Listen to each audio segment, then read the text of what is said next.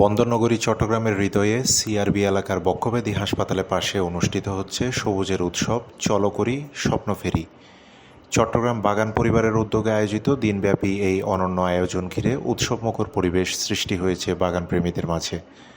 এই আয়োজনে অংশ নেওয়া সকলেই বাগানপ্রেমী, কেউ বিক্রেতা, কেউ ক্রেতা, আবার কেউ স্রেফ প্রকৃতিপ্রেমিক দর্শক।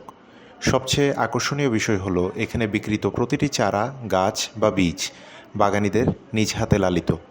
আজ বিকাল ৩টায় শুরু হওয়া এই আয়োজনটিতে বাগানীরা তাদের নিজস্ব বাগানে তৈরি নানা প্রজাতির ফুল, ফল ও ঔষধি গাছের চারা ও বীজ বিক্রি করছেন।